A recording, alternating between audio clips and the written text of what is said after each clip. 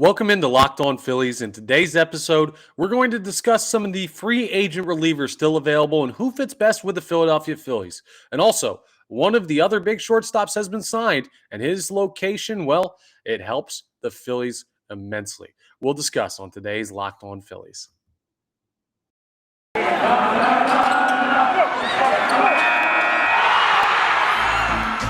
are Locked On Phillies, your daily Philadelphia Phillies podcast. Part of the Locked On Podcast Network, your team every day.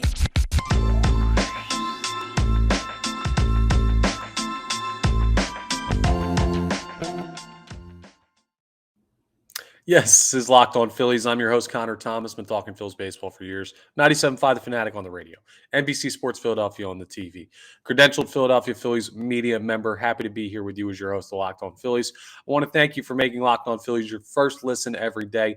We are free and available wherever you get your podcasts. We're available on YouTube. We're available on the Odyssey app. Please make sure you're rating, reviewing, subscribing to the YouTube. Appreciate the growth we've been having the past, really over the past month. So, continue to smash that subscribe button if you haven't already, so you get notifications when new episodes are posted and everything like that. So appreciate all the support there. Now let's jump into today's episode.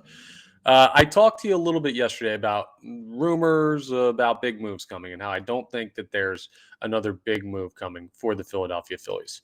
But there is another place that they for sure need to still add people, and that is in the bullpen. The relief pitcher market, it's been interesting. There's been some big money given out to guys like Edwin Diaz, who got a $100 million contract to stay with the New York Mets, and that's the Steve Cohen effect. But that does affect the market a little bit like that. And then there are some big names that you'd expect to be on a team or have garnered significant interest by now that are just kind of sitting out there. So we'll go through some names and see who fits best with the Philadelphia Phillies, really who I would be interested in and who I say no thank you. So I'm over here on Spotrac, which great website for free agency, great website for contracts, great website for everything that has to do with the numbers surrounding baseball, I guess money and contracts and availability and things like that. So got the list of currently available relievers, and the very first guy up here is one that I'm not touching. Aroldis Chapman's available. According to Spotrac, market value is about $6.5 million. Why am I not touching Aroldis Chapman? Basically got kicked off the Yankees before the postseason, and this locker room doesn't need a guy like that. He's also 35, well, turning 35, 34 now. He's not the Cincinnati Reds version of the Aroldis Chapman. He's not the early Yankees version of Aroldis Chapman. I got no interest. I know he throws gas still, but no. The next guy, though, similar situation, right? Another big-time closer from maybe, I guess, not a generation ago, but like the previous generation of baseball, right around $6 million market valuation, a righty that was on the Dodgers last year and now has currently no home. Craig Kimbrell, I am interested in. Now, I'm not interested in him to close. I do like Seranthony Dominguez as the closer, but I think having another righty that you can use comfortably as a setup man would be good for the Philadelphia Phillies. I also think if you wanted to, you could use Kimbrell as the closer for the Philadelphia Phillies. Because remember, who closed down the stretch for the Phillies? It wasn't Seranthony. I mean, he got opportunities to close at points, but Zach Eflin just got put in that role randomly in like the final game that mattered of the regular season. And then he got those opportunities in the postseason, and Seranthony got a couple, and it was weird. But I don't get the sense that Seranthony Dominguez is your bona fide closer. Lock him in. Absolutely, he is every single game. So Kimbrell's an interesting one that I would kick the tires on a little bit. Will Smith is a guy that you just saw, well, kind of saw with Houston, lefty. Who's a lefty specialist. He'd be a guy that I'd be somewhat interested in.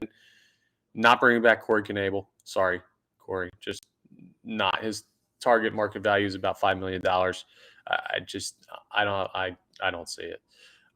Taylor Rogers is an interesting one from Milwaukee. And we know how they handle their relievers, trading away Josh Hader at the trade deadline this year. Clearly not a value placed on those guys, but he's a free agent lefty. arguably the best lefty reliever available, and that's why he's worth an approximate $13 million. He's really, really good, and he's only 31, turning 32. I don't think he's in the Phillies market, but if they're willing to spend money on one of the other top end relievers, yeah, Taylor Rogers is a guy to go ahead and look at. Brad Hand's still out there. Brad Hand is not coming back. You've already basically replaced him with Matt Strom. Trying to see some other guys down here. Adam Ottavino is an interesting one because he's a guy that's been around a lot, was with the Mets last year, a righty who's 37. So he's getting up there. I get wary when I see guys 37 and above, really, when it comes to relievers, because that's when injuries start to creep. And you could still be a successful reliever that late. I mean, David Robertson just got paid by the Mets, and he's like 100 years old. So, but he also couldn't really help the Phillies in the postseason because he got hurt celebrating a home run. These are the drawbacks of having a guy over the age of 35 really on your roster at any given time. They just don't hold up like they used to, even though relievers are lower stress. So Adam Ottavino interests me because you could probably get him for good value based on ability, considering his age. As far as other lefties I'd look at, Matt Moore, certainly not. Jose Alvarez, formerly with the Giants, is an interesting one. Lefty, and I mean, that's a guy, 33 years old. He's kind of right in that sweet spot. Not going to cost you too much, not too old. Another lefty to bring in if you want another lefty specialist. Darren O'Day is very, very old. He was with Atlanta last year, formerly with the Baltimore Orioles prior to that. And Darren O'Day was really, really good with the Orioles. That's a guy that even though he's 40 plus, if you want 1 year out of him, he could be the David Robertson, what David Robertson was for the Cubs last year, where he was really, really good. Age 39, I think it was. Maybe he could be that for the Phillies and you could get him real cheap, but that's not a guy that you'd even necessarily need to sign. He could be a guy that's the spring training invite late because nobody gets him. So you can look at that. I'm scrolling further down the list. There really aren't that many more guys down here. Heath Hembry is available, another righty. Tommy Hunter, you guys want to bring back Tommy Hunter? There's so many, though. I'm still scrolling, and I'm not even reading all the names as I scroll down. There's a bunch of relievers still available that have major league experience and are guys that are over the age of 30 that you'd be looking at to go ahead and bring in. There's 32 total relief pitchers, I guess, listed here. Let me count it. It seems low. No, there's definitely way more than 32. I was just reading something at the top. There's a bunch of relievers out there available. So I just that must have been 32. Yeah, forget what I'm saying. Here's the basis of what I'm going through. There are plenty of relievers available.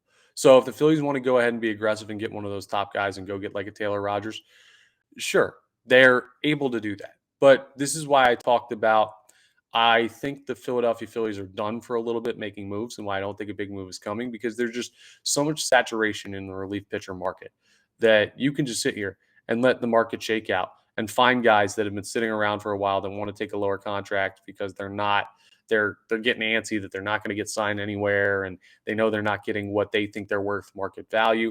Like the shortstops, we're going to talk about another one who just got signed real quick. Top three guys got signed fast. Trey Turner, first day of winter meetings or second day of winter meetings. Xander Bogaerts, not long after that. Carlos Correa just got signed. Dansby Swanson's probably going to have a deal within a week, I'd imagine. That's what I would guess, considering the other top guys are gone. Like, that's a situation where you jump the market and try and get signed first. And Dansby Swanson may actually make more money because all of those guys ahead of him signed for a good chunk of change, but he also runs the risk of sitting there for a while and not having as many suitors and seeing his value drop. And that's with only four guys. In the relief pitcher market, it's so, I'll use the word saturated again, that the longer these guys sit here, the more the middle of the pack guys are going to be like, well, I'll sign a $1.5 million deal. I'll sign a $2.5 million deal, even though I think I'm worth 6 or think I'm worth 7 or stuff like that. So go ahead and keep an eye on the reliever market. I'm not expecting anything soon. I am expecting one more signing prior to like spring training invites, though, where you're not just like bringing in a guy last second. I think there will be another signing maybe by the end of the month. Yeah, that's probably a safe bet. By the end of the month, you're looking at another relief pitcher added to the Philadelphia Phillies, but I wouldn't expect anything splashy from them. That's just a gut feeling and looking what they've already done. But another team in the National League made a splash move yesterday, late last night. Well, I guess it wasn't late over on the West Coast, but Carlos Correa is a member of the New York Giants. Sorry, I'm in football mode. Carlos Correa is a member of the San Francisco Giants. And that's awesome for the Philadelphia Phillies. You say, wait, Connor, he's in the National League now. I'll explain why. We'll discuss coming up next segment of Locked On Phillies. All right, let me tell you a little bit about my friends over at BetOnline because they're the absolute best. BetOnline.net's your number one source for sports betting info, stats, news, and analysis. Get the latest odds and trends for every professional and amateur league out there, from football to basketball to soccer and esports. They've got it all at BetOnline.net. Let me give you a little tip. There's a new favorite for MVP in the National Football League, and it's your boy Jalen Hurts, quarterback of the Philadelphia Eagles. If you're a Birds fan, and I know if you're a Phillies fan, you should be a Birds fan. You should be 4 for 4. You should be following the Eagles when you're not zoned in on Locked On Phillies. Shout out to my friends over at Locked On Eagles and Lou DiBiase, who's working over there. Appreciate him and what he's doing for Locked On Network. But go ahead and check out those odds at BetOnline. And if you love sports podcasts, you can find those at BetOnline as well. We're always the fastest and easiest way to get your betting fix. Head to the website today or use your mobile device to learn more. BetOnline is where the game starts. All right, so Carlos Correa has officially been signed by the San Francisco Giants, not the New York Giants, like I said earlier. No, the San Fran Giants, the ones that play baseball, which is much more convenient for him, considering he's a great baseball player. I don't know how good he would be at football, but he's an athlete. He's probably figured it out. Completely irrelevant to the point I'm trying to make, so I'm going to get off of that side trail that I was on right there. Now, when you look at the San Francisco Giants, they were a team that won over 100 games 2 years ago.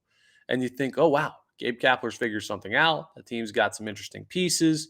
Brandon Crawford's totally not doing anything illegal. He just had a ridiculous bounce back year, the likes of which we'd never seen in 2021. And I don't know how many people buy that. I certainly don't, but that's one man's opinion. But anyway, they had a core that you seemed like you trusted. And then last year, well, they completely fell apart and underachieved and didn't remotely get back to the level of success that they had in 2021. Completely missed the playoffs, were distant in the division behind the Padres and the Dodgers, and just didn't seem to compete whatsoever. Now they have a shortstop in Brandon Crawford, but when you're a team that's looking to add, sometimes you have to bring in at positions you already have good players at and then let the rest figure it out. It's kind of like when you used to play MLB The Show back in the day, or I guess MVP baseball when I was growing up is what it would have been. It's like, I got a really good center fielder, but I'm going to go get Jim Edmonds anyway. I'm going to make him play left field.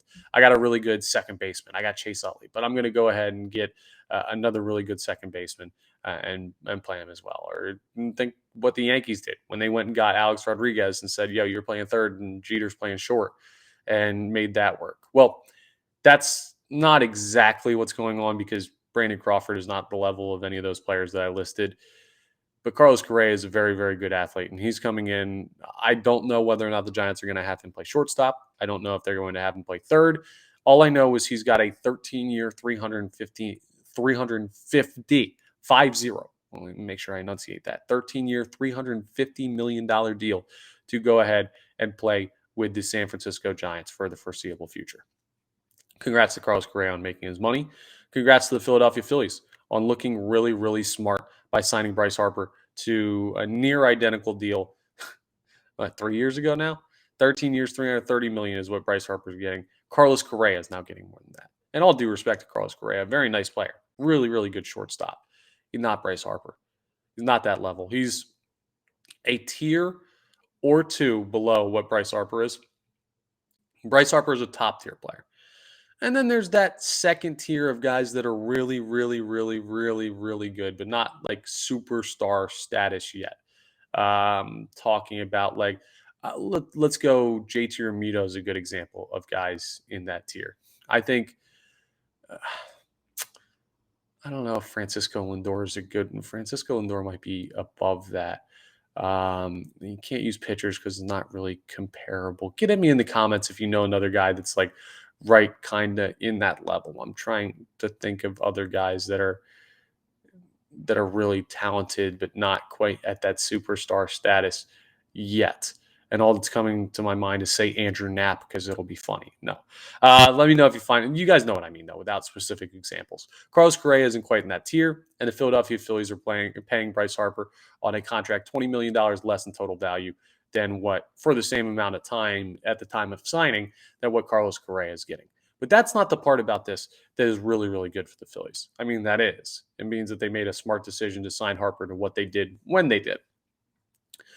Here's the great thing. Last night, started to see some tweets and reports out of New York that the Mets were aggressively pursuing Carlos Correa, that Francisco Lindor had gone to Steve Cohen and said, hey, I want this guy to play third base next to me, that the Mets were indeed interested in doing that.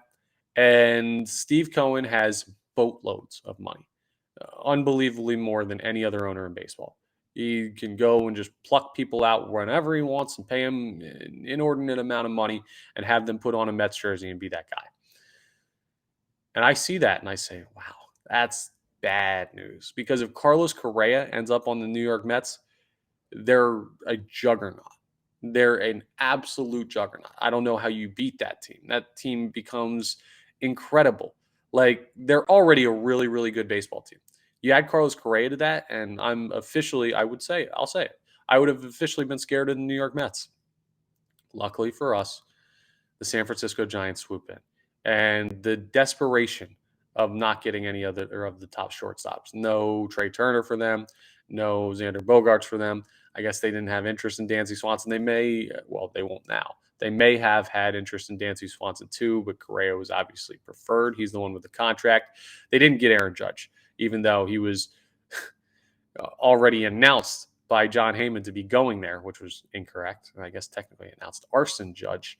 If you haven't seen that tweet, go ahead and just look up Arson, Arson. Yeah, like the illegally lighting fires, Arson Judge to San Francisco and see one of the dumbest tweets of all time. But kind of felt like San Fran was trying to make a splash, trying to get somebody they could put on a billboard.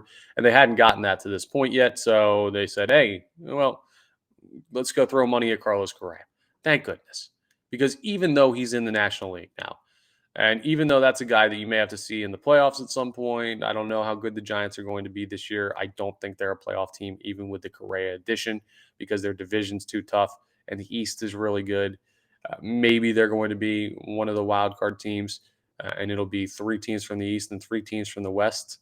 And I don't know. Wait, is that even possible? No, it's not possible. I'm an idiot. No. So I don't think they're a playoff team, but we'll see how that exactly stacks out over the course of the season. What I know is it's better that he's over in San Francisco than if he was wearing Mets orange. Giants orange, greater than Mets orange. Don't need the division getting any harder, so Carlos Correa going there is great. Now, all we need is someone to go scoop Dansby Swanson up that's not an NL East team. Not the Mets, not going back to the Braves. Someone throw some money at him. I know Minnesota Twins. I know you'd love to have Dansby Swanson, right?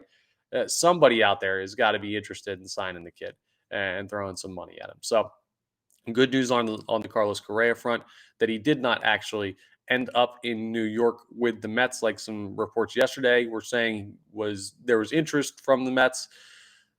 No, I don't need Steve Cohen throwing more money at anybody in a crazy way, and he didn't. So that's all good. Coming up next, we're gonna do a little bit of stepping off. We haven't done stepping off in a minute. We'll have the advent calendar too, but stepping off is a part where we take a deep breath and take a break in the middle of the week. It's a Wednesday segment. We take a breath from actual baseball talk and talk about something fun, a fun side topic, basically.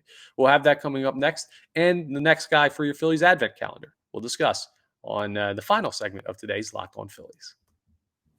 All right, it's time for stepping off, fun side topic segment where we basically step off the rubber. We have a little bit of fun in the middle of the week to get us away from the monotony of just literally talking, oh, this guy signed, that guy signed, this, that, the other thing, who's going to bat here. Sometimes you got to do some fun side stuff. And I got tagged in a tweet about this today. And shout out to David Melandra Jr. on Twitter. who went ahead and put this one out. It's gotten a lot of traction for him. And I appreciate him tagging me in the picture that he included with this tweet.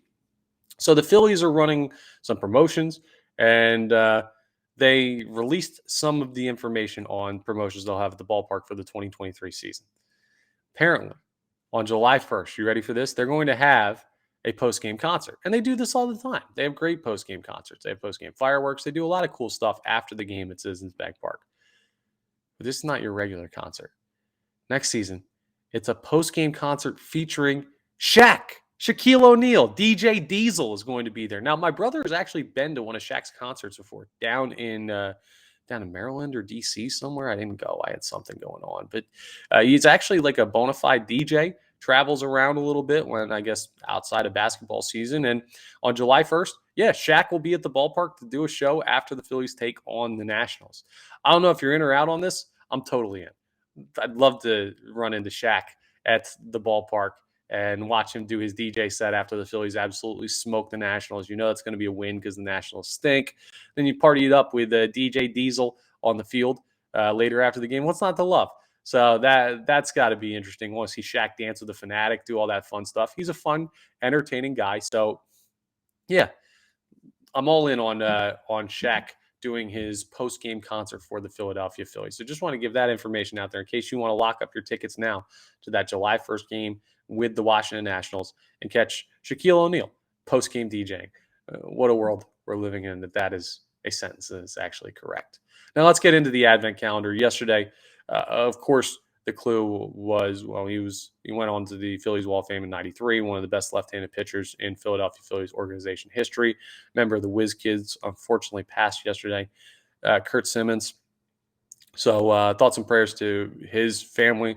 Thoughts and prayers, of course, to a lot of people out there who loved Simmons and loved what he did for the community, what he did as a member of the Phillies, one of the great pitchers in franchise history.